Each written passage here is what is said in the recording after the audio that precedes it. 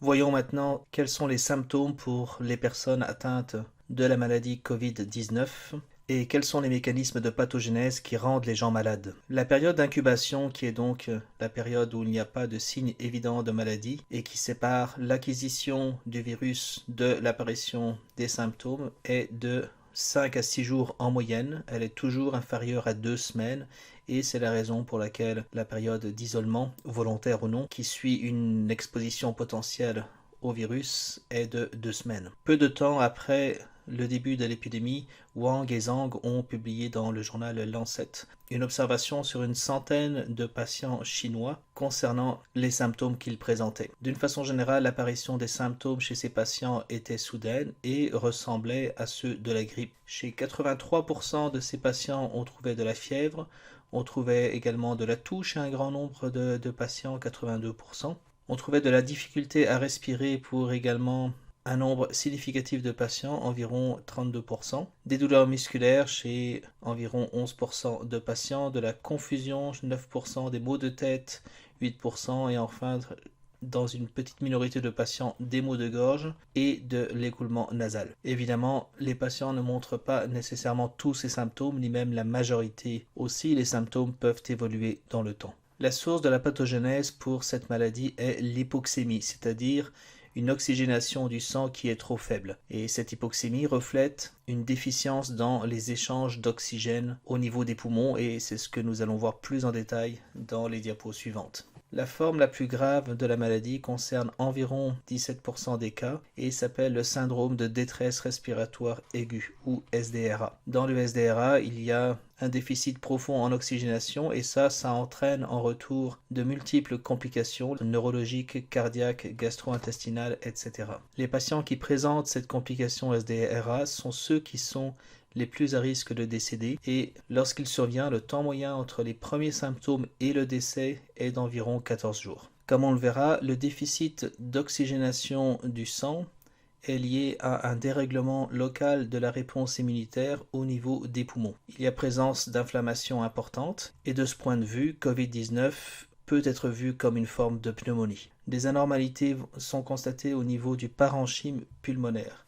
Le parenchyme pulmonaire, c'est la zone qui comprend les alvéoles pulmonaires ainsi que les vaisseaux sanguins qui y sont associés et c'est la zone dans laquelle les échanges d'oxygène ainsi que de CO2 évidemment ont lieu. De façon plus détaillée, une alvéole ressemble à ceci. On a une poche qui va se remplir d'air lors de la respiration.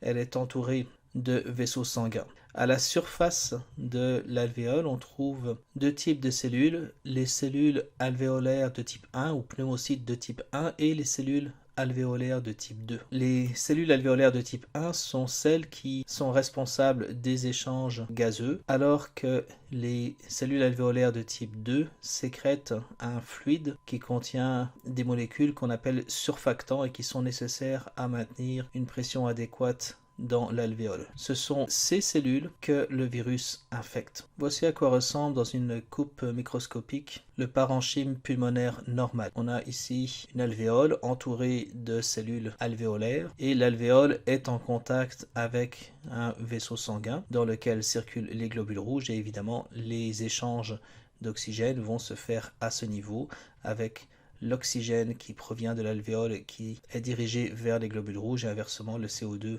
qui se dirige dans l'alvéole. Lorsqu'une souris est infectée par le virus SRAS, qui est un virus très voisin du virus causant Covid-19 et qui a à peu près la même pathogénèse, on observe une forte inflammation locale qui se caractérise notamment par des infiltrats de cellules autour des vaisseaux sanguins. Ce sont des cellules du système immunitaire. On a également des infiltrats autour d'alvéoles, comme on le voit ici. Certaines alvéoles sont remplies de débris cellulaires qui résultent de la destruction des cellules de la paroi de l'alvéole. Enfin ici on a un vaisseau sanguin qui est associé à cette alvéole et on a un infiltrat autour de ce vaisseau sanguin qui n'est pas constitué de cellules mais de fluide. Là aussi c'est une réaction inflammatoire typique. La présence de ces infiltrats ainsi que la destruction des cellules de la paroi de l'alvéole vont fortement diminuer la capacité d'échange gazeux entre alvéole et vaisseaux sanguins. Lorsqu'on observe les poumons d'une personne infectée par le virus SARS-CoV-2 causant COVID-19 en utilisant la technique de CT scan dont le nom officiel est la tomodensitométrie. On observe la présence d'opacité qui sont de type nodulaire, qui est représenté par cette flèche ici et ici. On observe également d'autres anomalies du type vert dépoli. Ce sont des opacités qui sont moins prononcées que pour les opacités nodulaires. Toutes ces anomalies reflètent la présence d'infiltrats, notamment d'infiltrats liquides, et ces infiltrats sont très connus pour être liés à des réactions inflammatoires. En résumé, des liens entre inflammation et pathogénèse des infections à coronavirus. On peut dire que l'inflammation joue un rôle crucial dans la pathogénèse du SRAS, du MERS et de l'infection à COVID-19. Dans les trois cas, la progression vers le stade SDRA, qui est donc la complication la plus sérieuse, est associée à des fortes concentrations de cytokines et chimiokines pro-inflammatoires, parmi lesquelles on peut citer l'interféron alpha, interféron gamma, CXCL10, etc. De façon logique, on observe également un niveau important d'expression des gènes qui sont dépendants de la signalisation par l'interféron alpha. La présence en quantité importante des cytokines que je nommais au-dessus est souvent appelée tempête de cytokines. C'est une complication qui se retrouve dans plusieurs maladies infectieuses, dont certaines causées par des bactéries. Donc ce n'est pas une spécificité de ce virus ou même des virus en général. Les causes du déclenchement de la tempête de cytokines dans le cas de l'infection à coronavirus sont encore mal connues, mais la destruction directe des cellules alvéolaires de type 2 par le virus à cause de l'infection a clairement un rôle. Je pense que le récepteur viral ACE2 aurait également un rôle. Je rappelle que ACE2 est le récepteur présent à la surface des cellules alvéolaires que le virus utilise pour rentrer dans ces cellules. Suite à l'infection, il y a diminution du niveau d'expression de ce récepteur à la surface des cellules, ce qui est un phénomène courant chez les virus. Les virus ont d'habitude tendance à diminuer l'expression de leurs propres récepteurs une fois qu'ils ont infecté une cellule. Et il semble que cette perte de ACE2 pourrait avoir un rôle aussi dans les dérèglements immunitaires. Dans le cas du SRAS, ce qu'on a pu observer, c'est que seuls les patients qui avaient survécu à la maladie montraient une réponse immune adaptative, en particulier la présence d'anticorps contre le virus. On peut prédire assez facilement que cette observation s'appliquera également à l'infection par le virus COVID-19.